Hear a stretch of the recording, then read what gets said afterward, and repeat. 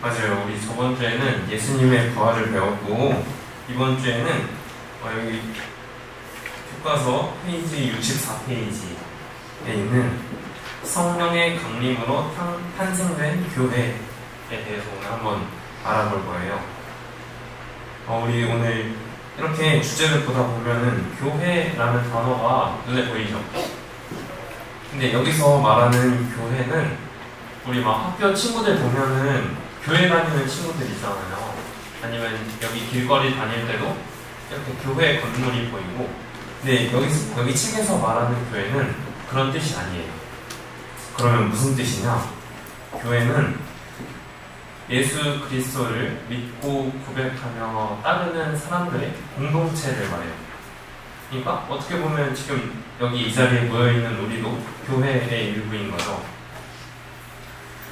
그런 공동체를 교회라고 하는데, 앞에 성령의 강림으로 탄생된 교회라고 나와 있어요. 혹시 친구들 제일 처음에 성령에 대해서 배웠는데 혹시 기억나요? 조금 오래돼서 기억이 안 나죠? 그래서 하사님이 간단하게 설명을 해주면, 삼위일체 하느님 이렇게 세 위격 있다 했는데 혹시 뭐뭐 있는지는 기억나요? 그렇지, 네 맞아요. 성부, 성자, 성령이에요. 맞아요. 특히 거기서도 성령은 이렇게 일치를 시켜주는 역할을 해요. 하느님과 예수님, 성부, 성자뿐만이 아니라 우리를 하느님과도 연결시켜주는 역할을 해주시죠. 그러면은 이제 바로 학습 목표를 보면은 성령 안에서 예수님을 통하여 하느님 아버지께 나아가요. 그리고 두 번째는 성령의 강림으로 교회가 탄생되었고 사랑의 공동체를 이루었어요. 세 번째는 사도들이 목숨을 걸고 복음을 전한 순교 정신을 본받을 수 있어요. 이렇게 세 개를 나누어서 그릴게요. 우리 그러면 첫 번째 그림 보면은 이렇게 구름 위에 누가 이렇게 팔 벌리고 있죠? 이분은 누구실 것 같아요? 예수님. 맞아요. 예수님인데 밑에 사람들도 많고 옆에 천사들도 있는데 학사님이 저번 주에 조금 설명을 부족하게 해준 것도 있는데, 예수님께서 부활하시고 나신 다음에 40일 동안 제자들 곁에 머무르세요. 부활하셨잖아요, 그죠? 부활하신 다음에 40일 동안 제자들 옆에 있다가 이제 하늘로 승천을 하시는 거예요. 근데 이제 승천하시기 직전에 제자들이 막 물어봐요, 예수님한테. 도대체 그러면은 언제 하느님 나라를 다시 세우실 거냐? 그랬더니 예수님께서는 그 뜻은 아무도 모른다고 하시고 하늘로 올라가시고 난 다음에 천사들이, 여기 핑크색 말 보이죠? 너희를 떠나 승천하신 저 예수님께서는 너희가 보는 앞에서 하늘로 올라가신 모습 그대로 다시 오실 것이다. 그래서 학사님 처음에 봤을 때 예수님께서 그러면은 하늘로 올라가시는 땡인가? 그러면은 이때 예수님하고 같이 살았던 사람들만 구원되고 우리는 어떻게 해야 되는 거지? 라는 생각이 들었어요. 그죠? 근데 이제 천사들 마지막에 보면 그대로 다시 오실 것이다. 그래서 예수님께서는 교회를 세우셔서 당신의 구원의 대상이, 그러니까 예수님께서 우리를 위하여 돌아가셨잖아요. 그 대상이 그 당시에 살았던 사람들 뿐만이 아니라 지금 예수님이 안 계신 이 시대를 살고 있는 우리에게도 구원을 체험하실 수 있게 교회를 세우세요. 그 마테오 복음에도 보면은 예수님께서 제자들에게 이렇게 말씀을 하세요.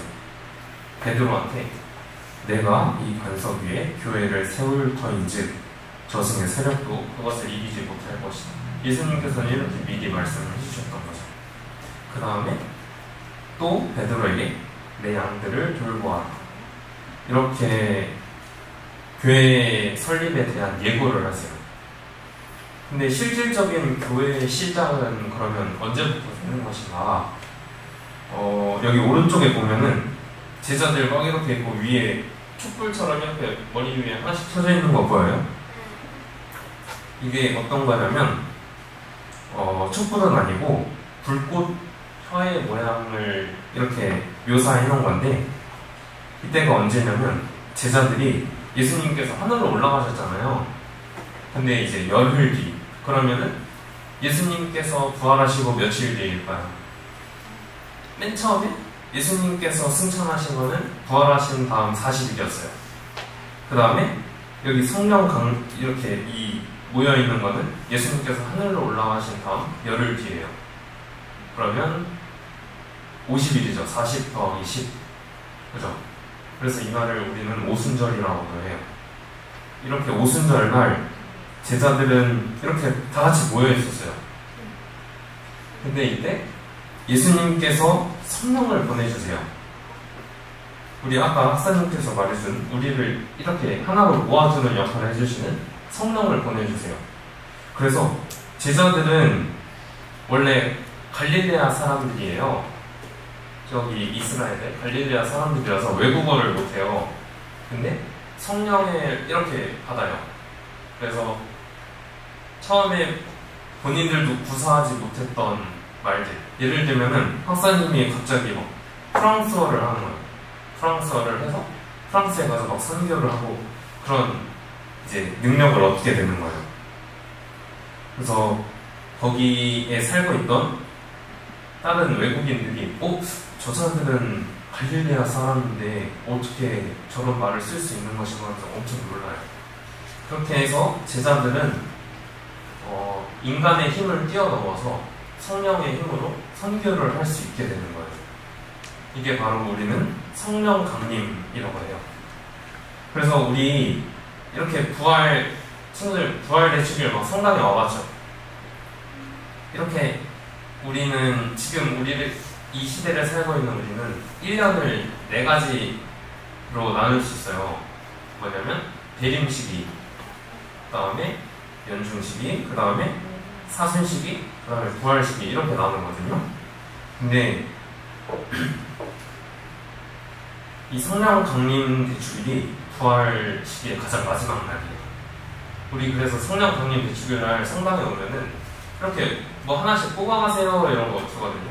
친구들 그거 뭔지 알아요? 뽑아봤어요? 그게 바로 우리 성령 치전이라는 거예요. 그래서 우리도 제자들처럼 이렇게 성령을 받아서 어떤 능력을 받았다고 생각을 해서 그러면 그 7가지에는 무엇이 있냐? 우리 두려움도 있고 표경, 그 다음에 굳셈, 그 다음에 지식, 그 다음에 깨달음, 그 다음에 의견, 그리고 슬기, 이렇게 7가지 은사가 있어요.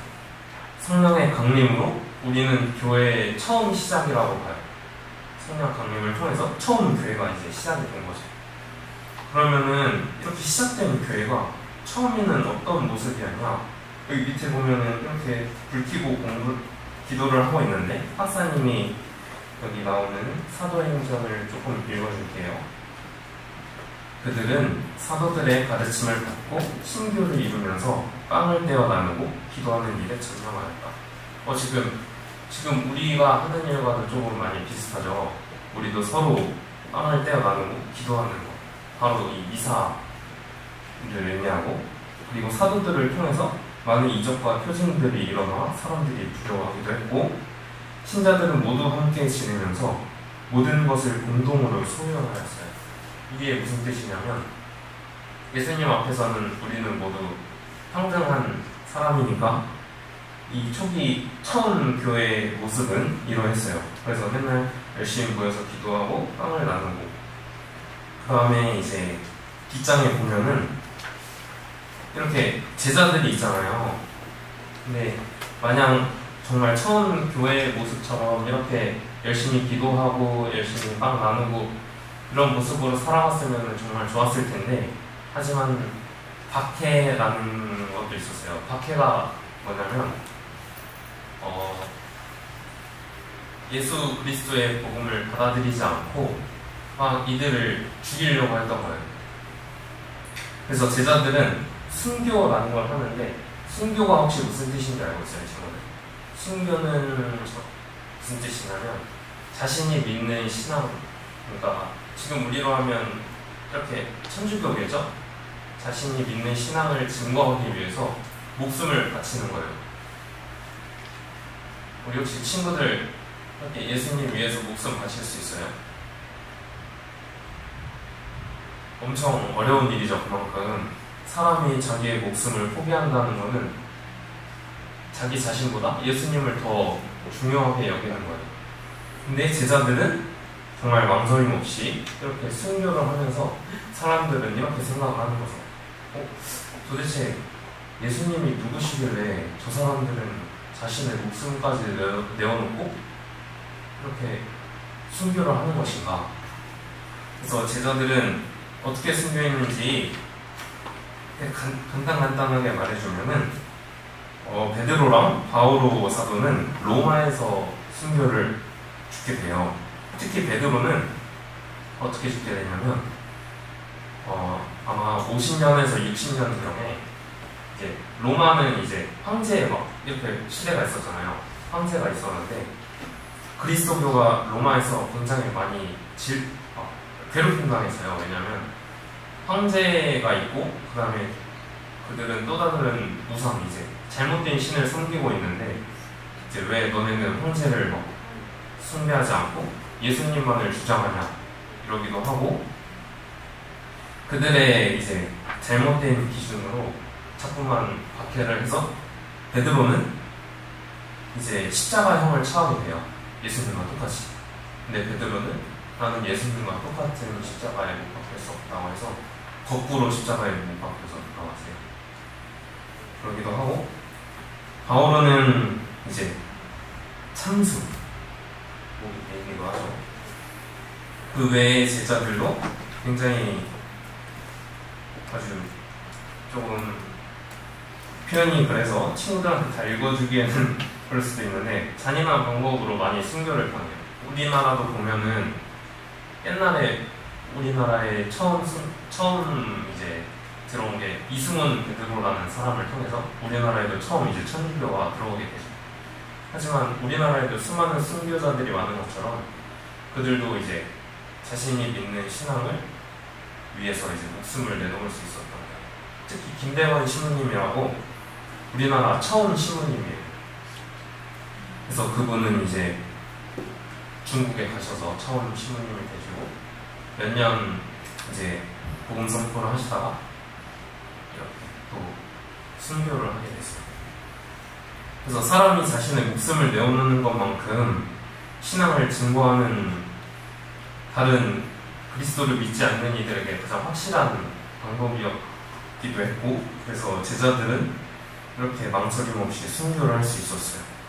그래서 교회가 지금까지 이렇게 이어져 올 수 있었고 만약 순교자들의 그런 희생이 없었다면은 지금쯤이면 아마 우리는 이렇게 예수님을 알지도 못했고 아마 다른 우상을 섬기면서 살아갔을 수도 있어요.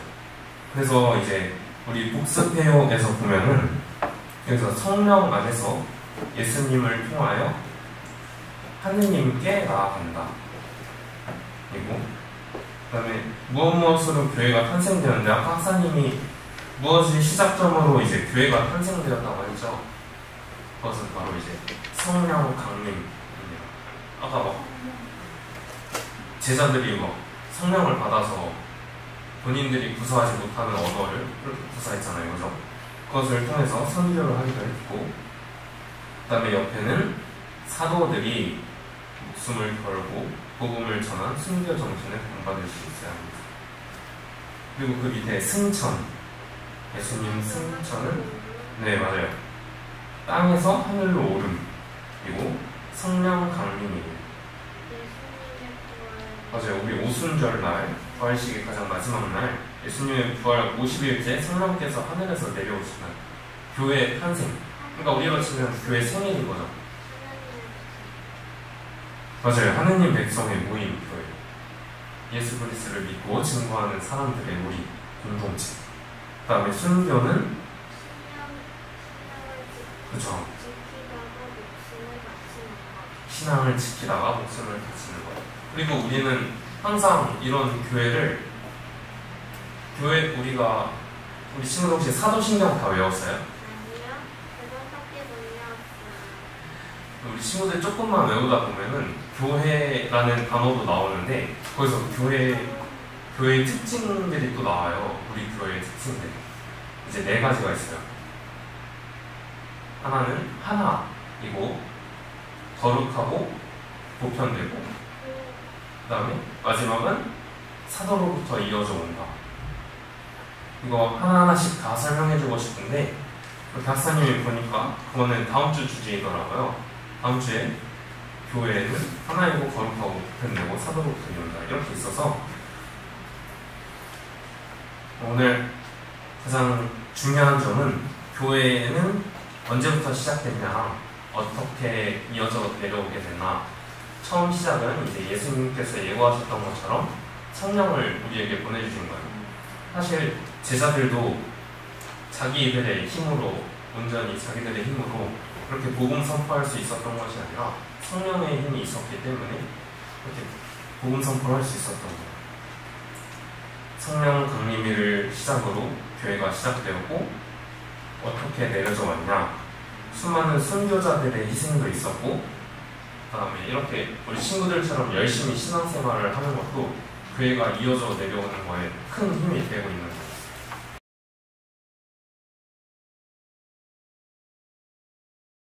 제가 다음 강을 잘 안 봐서 저는 교회에 대해서 오늘 다 해야 돼서 성모님에 대해서 할 얘기가 더 많아서 다음 시간에 성모님 중심으로 하고요. 오늘은 아까 박사님이 조금 설명을 안 하셨던 그 내용까지 더불어서 한번 설명을 해보고자 합니다. 일단 사도행전 2장 1절에서 3절의 내용을 보면 이런 내용들이 적혀 있습니다. 오순절이 되었을 때 갑자기 하늘에서 거센 바람이 부는 듯한 소리가 나더니 불꽃 모양의 혀들이 나타나 갈라지면서 각 사람 위에 내렸다. 이 내용이 아까 학생님이 설명했던 성령 강림에 관한 첫 멘트들입니다. 여기서 오순절, 제가 예전에 순이라는 단어에 대해서도 한번 얘기했던 적이 있습니다. 순 우리말로 10을 의미해서, 그래서 오순절 그러면 50일이 지난, 그래서 부활이 끝난, 부활하시고 나서 50일이 지났을 때 하늘에서 거센 바람이 부는 듯한 소리가 나더니 불꽃 모양의 혀들이 나타나 갈라지면서 각 사람 위에 내렸다. 여기에 성령에 관한 3가지 상징이 나옵니다. 하나는 바람, 두 번째 불, 세 번째 혀, 이렇게 3개. 근데 혀 모양은 이때만 거의 등장하고요. 나머지는 거의 보통 불꽃 모양이나 바람에 관한 이야기가 더 자주 등장합니다. 그리고 더 나아가서 이 영에 관한 부분은 우리가 창세기에서도 다시 한번 찾아볼 수 있습니다. 창세기 1장 2절, 이 세상을 창조하기 이전에 이미 어둠의 시면을 덮고 하느님의 영이 그 위를 감돌고 있었다라고 고백하고 있습니다. 이 영이라는 게 무엇이냐? 요거는 이제 히브리어긴 한데요. 지금 요거를 이렇게 영어식으로 표현하면 루아흐라고 해서 이제 이게 영이라는 단어인데, 이게 다르게 번역되면 숨결, 바람, 공기 등등등 우리 눈에 보이지 않는 그 무엇을 의미하는 단어가 바로 이 영이라는 단어에 다 함축되어 있습니다. 그래서 나중에 바람이 부는 듯한 소리, 불꽃 이런 모양들도 역시나 이런 뉘앙스 안에서 움직이고 있는 거고요. 그런데 사실 영이라는 건 삼위 하느님께서 가지고 계시는 공통적인 속성입니다. 물론 예수님은 육으로 내려오시긴 했지만 그 안에는 하느님의 영을 품고 계셨기 때문에 이 영이라는 것은 이미 삼위 하느님의 공통 특성이고요. 더 나아가서 거룩하다라는 건 예전에도 한번 이야기한 적 있지만, 거룩하다라는 단어는 오직 하느님께만 유보되었던 단어, 하느님께만 사용할 수 있었던 단어였습니다. 즉, 이 두 단어는 모두 하느님의 공통 속성을 나타내는 말입니다. 이것을 다르게 표현하면 성령은 하느님과 그리스도를 통해서 발출되는 그 거룩함과 무언가 느껴지지 않는 숨결, 바람 이런 것들을 모두 성령이라고 표현합니다. 그래서 성령에 관해 이야기할 때 우리는 발출된다, 발산된다 라는 표현을 씁니다. 두 분의 사랑이 잘 부딪혀서 그것이 마치 형광등처럼 빛을 쫙 내뿜는 것처럼 하느님의 사랑이 다른 형태의 하느님의 사랑으로 이 세상에 쫙 펼쳐지는 게 바로 성령의 능력이다 라고 바라보고요. 예수님께서는 바로 그 성령을 파라클리토라는, 정확히 표현하면 파라클레토스라는 표현 단어로 사용하셨는데, 이것은 보호자, 변호자라는 이름으로 쓰이고 있습니다.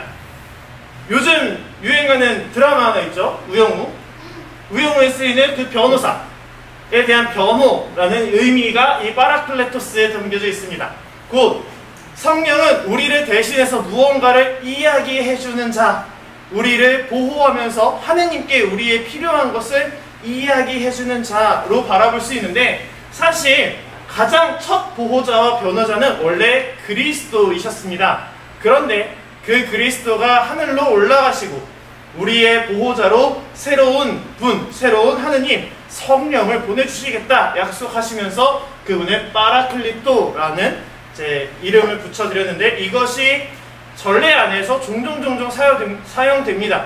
성령, 파라클리토, 성령께서는 이라는 표현으로 그분이 보호자라는 것을 언제나 우리는 기억하고 있고요.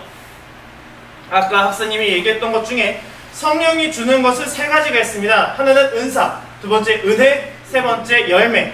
오늘은 은혜와 열매에 관해서만 간략하게 언급을 해보겠습니다. 은혜는 조금 약간 세부적으로 들어가겠습니다. 은혜는 조금 세부적으로 들어갈게요. 네, 다 적으셨으리라 믿고 넘기겠습니다. 첫 번째, 의견입니다. 의견은 하느님의 뜻을 알려주고 우리가 해야 하는 일을 순간적으로 이해하도록 돕는 은혜입니다. 곧 예를 들면 내 옆에서 어려운 이가 지나가고 있을 때 하느님의 뜻은 저 사람을 돕는 것이지 라고 이해하고 그 사람을 돕게끔 만드는 것이 바로 의견입니다. 그래서 하느님의 뜻을 알려주는 것, 하느님의 뜻은 변하지 않습니다. 서로 사랑하라는 그 뜻을 일러주고 우리가 해야 할 일을 알려주는 것, 그것이 의견이고요.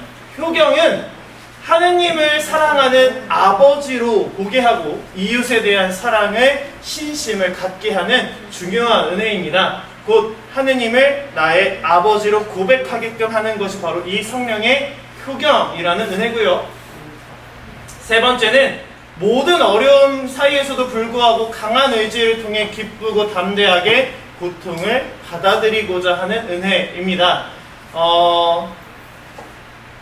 요거는 제가 지금 딱 떠오르는 예시가 없긴 한데, 내가 조금 쉽게 설명하면 콩 한쪽도 나눠 먹는다 라는 의미 안에서도 어쩌면 생각해 볼 수 있습니다. 내가 비록 가난하고 고통받고 있지만 내 옆에 같이 고통받고 있는 저 사람을 위해 나의 무언가를 나눌 수 있는 것도 역시나 용기에 해당할 수 있고요. 경외함, 두려워함은 하느님의 뜻을 거역하는 것에 대한 두려움인데, 이 두려움이 벌받을까봐 두려워하는 건 아닙니다. 그분을 온전히 존경하는 의미에서 두려워하는 거지, 그분에게 벌받을까봐, 그분으로부터 무언가 나쁜 것을 받을까봐 두려워하는 그 마음은 아닙니다. 그것은 반대로 공포여서, 그건 어떻게 보면 성령의 은혜보다 악령의 은혜라고 표현하기 좀 웃기지만 악령이 주는 이상한 마음일 수도 있습니다. 어쨌든 그러한 경외함 안에서 내가 하느님께 무언가 혹시나 잘못할까봐 조심스러워하는 마음, 그렇게 혹시나 내가 죄를 지었음에도 하느님께로부터 벌받을까봐 이 죄를 두려워하는 게 아니라 하느님께 죄를 지었음에 가슴 아파하는 것이 이 경외함의 가장 큰 목적입니다. 그래서 나중에 고해성사 때 이야기할 것 같긴 하지만 고해성사의 통회에는 두 가지 통회가 있습니다. 상등 통회와 하등 통회라는 말이 있는데, 하등은 내가 벌받을까봐 무서워서 하느님께로부터 죄를 고백하는 마음을 가지는 거고요. 상등은 지금 이야기한 하느님의 뜻을 거슬러서 하느님께 죄를 지어서 죄송한 마음의 고백을 짓게끔 만드는 그 통회의 마음을 상등이라고 표현합니다. 그래서 우리에게 더 좋은 통회는 하느님께 죄를 지어 죄송한 마음을 가질 때 더 좋은 통회라 이야기하고 있습니다. 이어서 지식입니다. 하느님과의 관계 속에서 창조된 만물을 올바르게 인식하고 믿음을 완성시키는 단계인데, 교리적인 지식일 수도 있고요. 이거는 하느님과의 관계 안에서 내가 바라보고 있는 모든 세상 만물을 사랑의 관계로 바라보는 것도 역시나 지식으로 생각해 볼 수 있습니다. 지식의 가장 중요한 것은 바로 믿음을 완성시킨다는 겁니다. 어제가 보나벤투라 성인의 축일이었는데요. 보나벤투라 성인은 그런 이야기를 했습니다. 내가 영혼은 통회를 통해서 사람이 더욱더 지식을 정화로 나아가고, 통회를 통해서 정화로 나아가고, 성경 안에서 그것을 묵상하고 그것을 학문으로 받아들이면서 그분을 바라볼 수 있다라고 했는데, 그렇게 하느님과의 관계 안에서, 성경 안에서, 그리스도를 통해서 하느님의 관계 안에서 모든 것을 그분의 눈으로 인식하면서 믿음을 완성시키는 것이 지식이고요. 통달은 모든 진리 안에 담긴, 진리라 그러면 사실 우리에겐 단 하나밖에 없겠지만 그 진리 안에 담긴 그 깊은 뜻을 알게 해서 우리가 더욱더 희망을 완성해 나가는 덕입니다. 여기서 희망이라 하면 우리가 그분 나라에 들어갈 수 있는, 그분과 함께 할 수 있다는 그 희망을 이야기하고 있습니다. 곧 모든 진리 안에 담긴 깊은 뜻은 결국엔 또다시 모든 일을 사랑하라는, 모든 것을 하느님을 사랑하듯 사랑하라는 그 마음을 어쩌면 우리는 이야기하고 있는지도 모릅니다. 세 번째로 지혜입니다. 지혜는 사랑을 완성시킵니다. 모든 것을 하느님의 시선으로 바라보게 하는 은혜입니다. 곧 요 세 개는 하나의 메커니즘으로 이루어질 수 있는 아주 좋은 은혜들입니다. 그래서 지혜를 통해 사랑을 완성하고, 깨달음을 통해 희망을 완성하며, 지식을 통해 그 희망과 사랑을 밑바탕시켜주는 믿음을 완성시키는 것이 바로 이 세 가지의 은혜이고요. 이 세 가지 은혜를 가지고 살아갈 때 우리는 이러한 열매들을 맺을 수 있다라고 가르치고 있습니다. 이건 바오로 사도가 서간에서 이야기했던 내용이고요. 요 사랑과 요 사랑은 조금 다를 수 있습니다. 요거는 라틴어로 표현하면 까리타스라 그래서 나를 완전히 내어주고 헌신하는 사랑이라면, 요 사랑은 사랑하는 마음 그 자체를 열매로 바라볼 수 있습니다. 다음으로요, 그러한 성령이 사도들에게 강림 내려와서 교회를 세우기 시작하는데, 아까 학사님이 잘 설명해 주셨습니다. 교회는 공동체를 의미합니다. 건물도 아니고, 그렇다고 개신교가 다니고 있는 그런 거의 이름도 아니고, 오직 교회는 공동체 그 자체를 뜻하고요. 더 나아가서 학사님이 설명하신 대로 하느님을 믿는 이들이 모인 공동체라면 그것은 모두가 교회입니다. 그래서 제가 고등학교 때 그런 모임을 했던 적이 있습니다. 개신교 친구들과 천주교 친구들이 하나의 기도 모임을 만들어서 같이 기도하는 시간을 만들었던 적이 있습니다. 그것도 교회입니다. 왜? 하느님을 믿는 이들이 모인 공동체였기 때문에 그 또한 교회가 될 수 있습니다. 교회의 창립은 아까 학사님이 얘기했던 대로 예수님과 베드로의 대화 안에서 너는 이제부터 베드로다 라고 했던 그 순간을 처음 생각해 볼 수 있습니다. 교회의 첫 수장으로 베드로라는 반석 위에 예수님께서는 교회를 세우고자 하셨는데, 사실 베드로의 대답은 준비되어 있던 대답이 아닙니다. 이는 무슨 얘기냐면, 예수님이 질문을 던지십니다. 너네는 나를 누구라고 하느냐?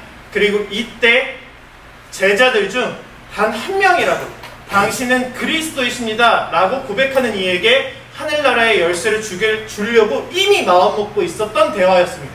그런데 거기에 시몬 바르요나가 이 대답을 하였고 그에게 새로운 이름을 전하는데, 그게 바로 베드로, 케파라는 이름을 선사해 준 겁니다. 그것이 반석이라는 이름이 된 거고요. 그리고 그 반석 위에 세우기로 했던 교회가 가장 먼저 조금 더 상징적으로 보여지는 것은 예수님의 십자가상의 옆구리에서 피와 물을 쏟으실 때의 장면입니다. 이 장면, 어디에서 조금 비슷한 장면이 있었다. 어디냐? 바로 창세기에서 남자와 여자를 창조할 때 여자의 창조와 상당히 유사한 형태를 띠고 있습니다. 창세기에서 여자의 창조는 사람의 옆구리에서 갈비뼈를 떼서 그 뼈를 중심으로 사람을 다시 만드는 작업을 이야기합니다. 그런데 그 모습이 마치 예수님의 옆구리의 상처에서 교회가 생성되는 것과 같은 의미를 갖고 있다. 그래서 교회는 그리스도의 신부일 수밖에 없습니다. 왜? 그분 옆구리에서 나온, 그분의 피에서 나왔고 그분의 살로만, 그분의 뼈에서 나온 뼈요 살에서 나온 살이기 때문에 교회는 그분의 신부일 수밖에 없고요. 그 교회의 첫 발걸음에 아까 이야기했던 성령의 강림이 있었던 겁니다. 그리고 아까 박사님이 죄송해요, 약간의 오류가 있어요. 사도신경엔 이 내용이 나오지 않습니다. 니케아 콘스탄티노플 신경이라는 신경에 하나이고 거룩하고 보편되며 사도로부터 이어온다 라는 멘트가 명확하게 들어가 있습니다. 원래 오늘 그거 할까 하다가 전혀 아는 사람이 없어서 그냥 하지 않았는데 그 자리에 보면 가장 끝에부터 살펴보면 사도로부터 이어온다 라는 건 이 베드로와 더불어서 제자들을 중심으로 12사도를 중심으로 지어졌던 이 교회가 지금도 2000년의 시간을 거슬러 총 266명의 교황과 함께 계속해서 이어져 왔음을 고백하는 거고요. 그리고 더 나아가서는 온 세상에 가서 그 복음을 전하라는 예수님의 명령이 지금까지도 이어지고 있음을 역시나 고백하는 말이기도 합니다. 더 나아가 이 교회는 그렇게 나무처럼 2000년을 계속해서 자라왔던 하나의 나무이기도 합니다.